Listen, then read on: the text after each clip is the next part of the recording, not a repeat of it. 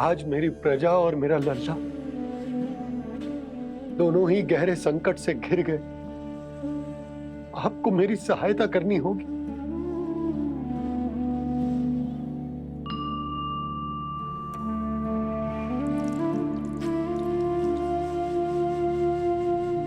प्रभु, पिता होने का कर्तव्य मुझे एक दिशा में धकेल रहे है तो राजा होने का उत्तरदायित्व वो मुझे दूसरी दिशा में खींच रो। इस भीषण संकट में मैं क्या करूं? मैं इस संकट में अपनी प्रजा का साथ भी ना छोड़ सकता हूं और ना ही अपने लल्ला को उस नरभक्षी सिंह की मान में भेज सकता हूं। आप ही को इस समस्या का समाधान निकालना होगा। जय शालिग्राम मुझे मेरे मैया बाबा ने दिया था और उन्होंने कही थी कि जब भी कोई संकट आएगा ना प्रभु, तो इसके रूप में आप मेरा हाथ पकड़ लोगे और मुझे बताओगे कि क्या करना है, कैसे करना है। आज मुझे आपके मार्गदर्शन की आवश्यकता है प्रभु। मुझे मार्ग दिखाइए। बाबा और राजा होने की सुविधा में मैं बटा जा रहा हूं। मेरे इस धर्म की नौका जो झंझावात में फंस गई है, उसे पार लगाइए नारायण। रक्षा कीजिए नारायण।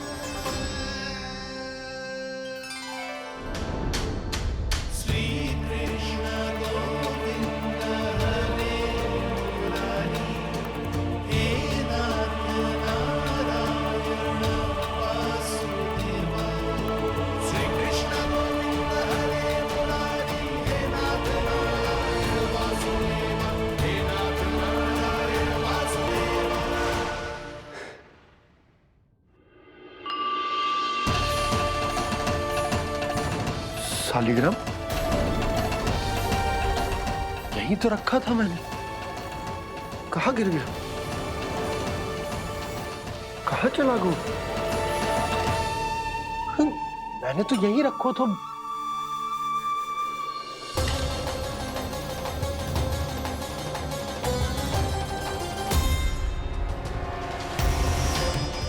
कान्हा, तू यहाँ क्या कर रहा है? शालिग्राम देखो तूने?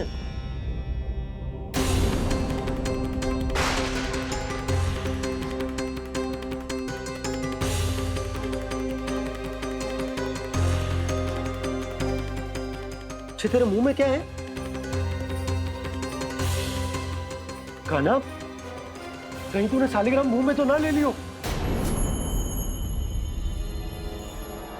हे नारायण, क्षमा करना, अबोध बालक। जी क्या करो कान्हा तूने? बाहर निकाल शालिग्राम। लल्ला, जी अनुचित है। यदि वो तेरे कंठ में चला जाएगा तो तेरी सांस। लल्ला, ला बाहर निकाल। अच्छो बालक है ना तू? हाँ? ला। अरे तेरी मैया को पता चलेगा ना तो वो कहेगी कि ना तो प्रजा का ध्यान रख सकते हो ना ही अपने लल्ला का। लोभ के फंदे में चारों ओर से जकड़ गए थे हम। भविष्य के स्वप्न देखते देखते अपने जीवन का सबसे बड़ा भूल किया है हमने। यशोदा और नंद भैया ने आप सबको समझाने का कितना प्रयास किया था, और यहाँ तक कि छोटे कान्हा ने भी हमें कितना समझाया, लेकिन हमने उस दुष्ट व्यापारी को अपना सारा वचन दे दिया। मुझे तो सबसे पहले अपने घर में बिठा कर ही समझाया था उन दोनों ने। कही थी कि कोई किसी भी वस्तु का दुगना मूल्य क्यों देगा, पर मैंने उनकी एक भी ना सुनी। आप ही बताओ रोहिणी जी, अब किस मुंह से क्षमा मांगूंगी मैं जशोदा जी से? क्षमा मांगने की कोई आवश्यकता ना था।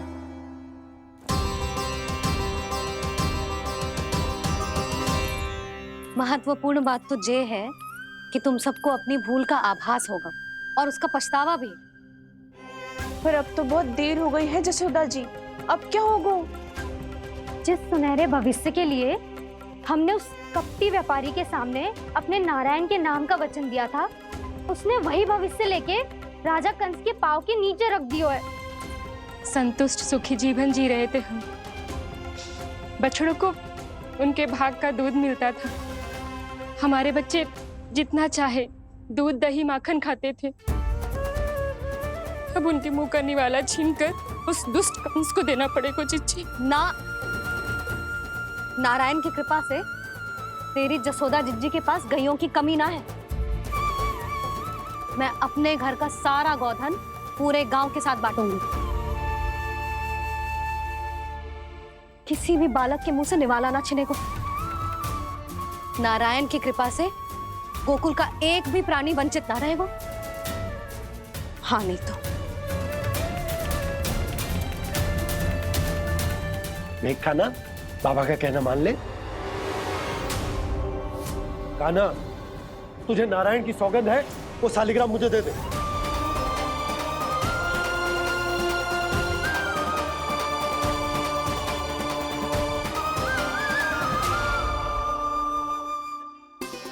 ये क्या करो लल्ला तूने? ऐसे भी कोई कर तो है क्या लल्ला? मैं पहले से ही तुझे लेकर कितना चिंतित हूं। अच्छा पता है तुझे? क्षमा करना प्रभु।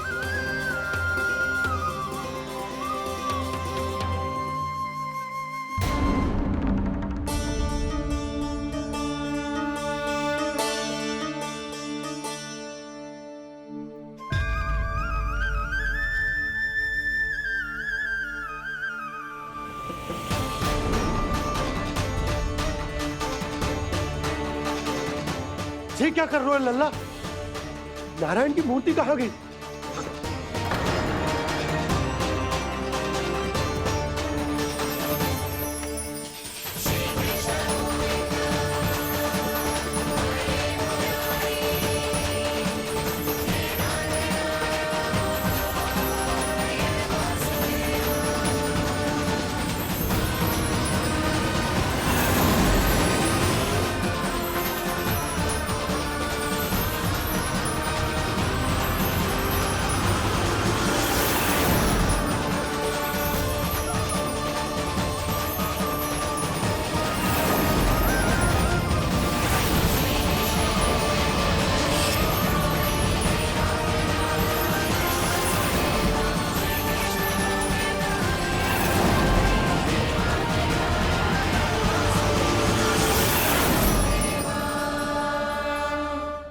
मैंने ना कान्हा के मुंह में फिर से ब्रह्मांड देखो है।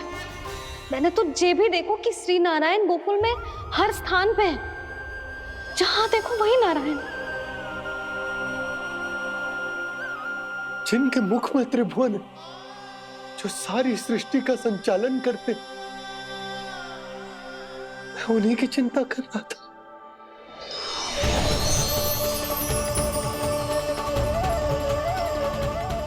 प्रभु,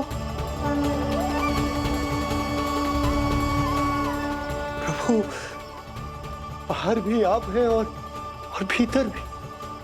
मुझे क्षमा कर दो प्रभु, क्षमा कर दो। इस सांसारिक माया में आकर मैं भूल गया था जिनके पास सारी समस्याओं का समाधान है, जो किसी भी संकट को क्षण भर में समाप्त कर सकते, वो तो मेरे सामने ही।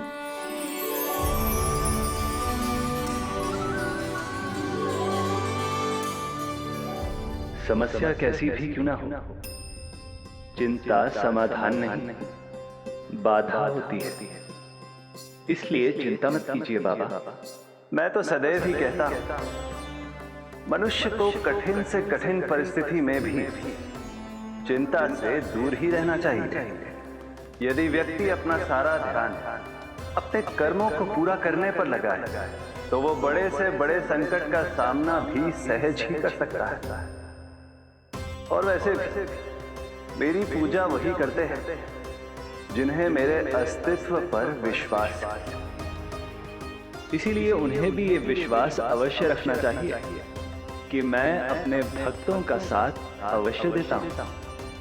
सदैव, हर परिस्थिति में।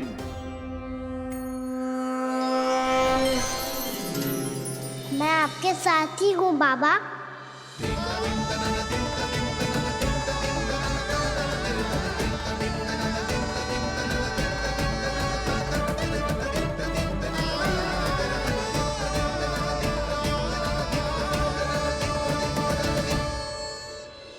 जीवन भर उसके साथ व्यापार करने को वचन दियो है, उसका क्या यशोदा?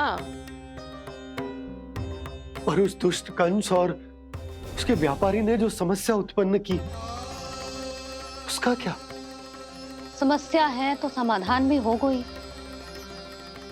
मैंने तो कही थी ना मौसी, जो हमारे समझ में ना आए उस समाधान का दायित्व भगवान नारायण पर छोड़ देना चाहिए।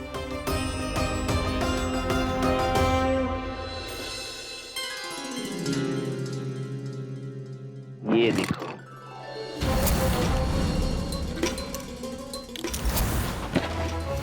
ये आभूषण, मोती, ये स्वर्ण उपहार में देने का सामर्थ्य किसके पास होगा? कंस महाराज, तुम देख लेना, मैं इस घर को महल बना दूंगा, सब झटक लूंगा।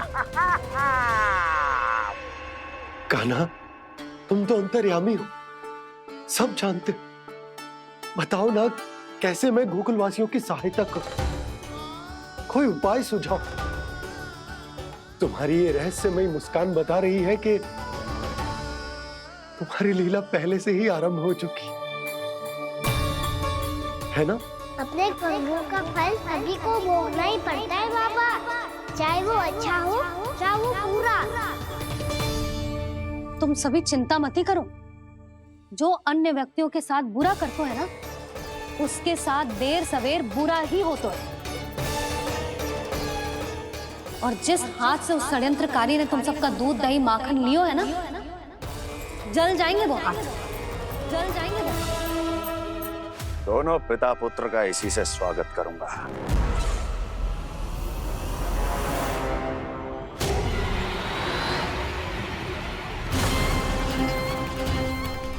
अचानक गदा में ताप कैसा? मेरे हाथ चल रहे हैं।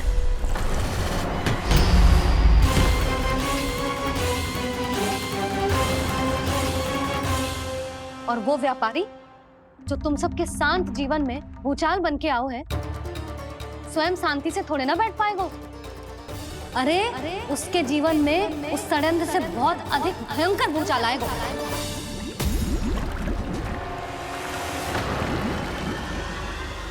स्वामी, ये अपने आप कैसे उबलने लगा?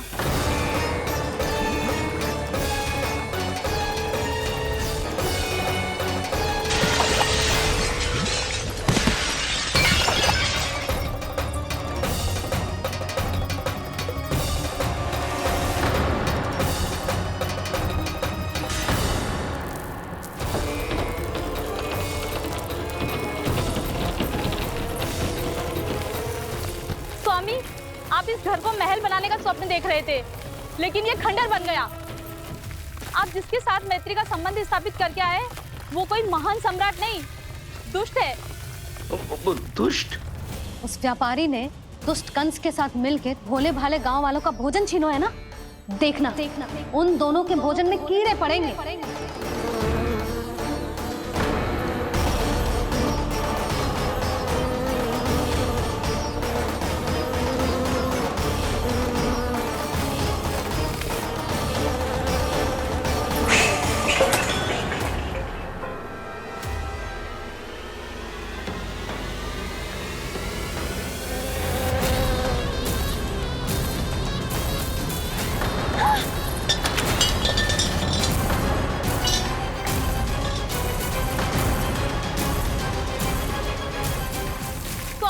घर गया, जीविका का साधन गया, अब क्या जाएगा हमारा जीवन?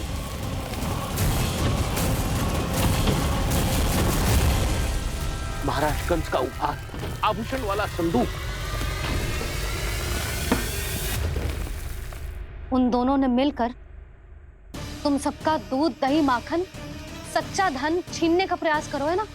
अब देखना उन दोनों का धन, उनके आभूषण सब लोहे के बन जाएंगे, कंकड़ पत्थर हो जाएंगे सब, कंकड़ पत्थर हो जाएंगे सब। ऐसा ही होगा मैया।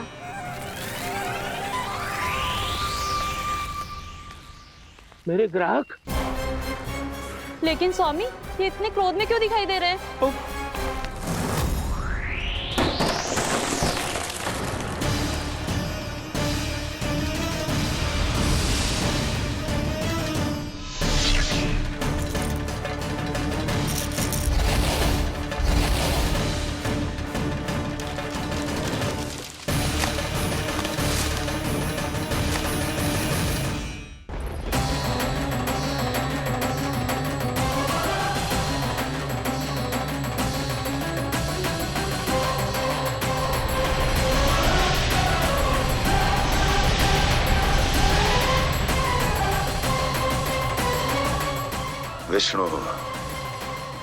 विष्णु ने किया है ये सब।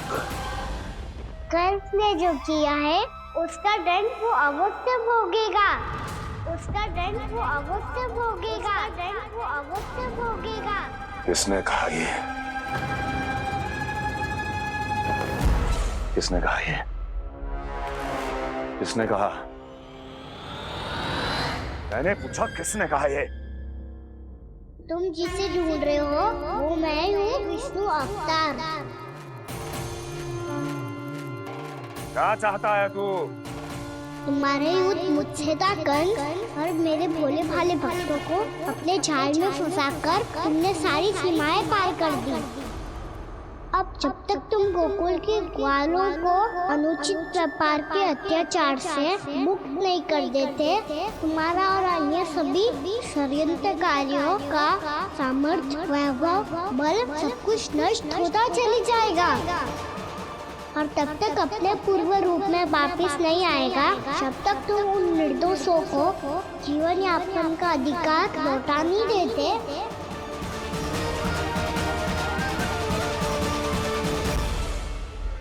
महाराज, दूध, दही, माखन सब कुछ पूरी तरह से सड़ गया है। महाराज, सारा अनाज, फल और सब्जियां सब नष्ट हो चुकी है महाराज। महाराज, महल का सारा पेयजल दूषित हो चुका है। छल है ये। ओ विष्णु अवतार हमें अपने माया जाल में फंसा रहा है। ऐसी सड़ी हुई मिठाइयां मैंने आज तक नहीं खाई हैं। खोए की नहीं, पत्थर की बनी है ये, उससे भी कड़ी है तुम्हारी ये मिठाइयां। आज के बाद कभी मिठाई नहीं लेंगे।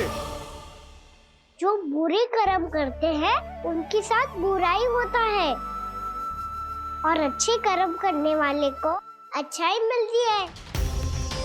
आप अपना कर्म कीजिए बाबा, आपकी चिंता अपने आप दूर हो जाएगी। और हाँ बाबा, शीघ्र ही आपको एक बड़ा डिनर लेना होगा। स्मरण रखिएगा, जो होता है वो अच्छे के लिए होता है।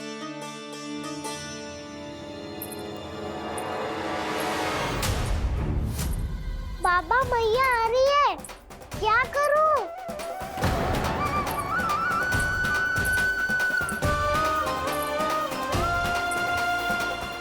कछु सुझाव दो ना बाबा, जिससे मैया मुझे ऐसे नहीं देख पाए।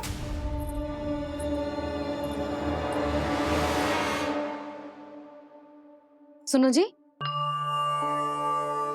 आपने पुकार लगाई थी क्या?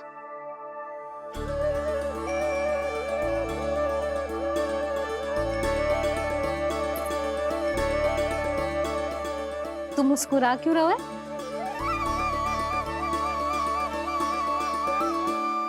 और आप भी बदले बदले से दिख रहे हो। पूजा करके तनिक शांति मिली ना? शांति ही नहीं यशोदा, प्रभु नारायण ने मुझे समस्या को समाधान भी दे दिया। मैं बस अपना कर्म करूंगा। कल कंस से मिलने मथुरा जाऊंगा मैं।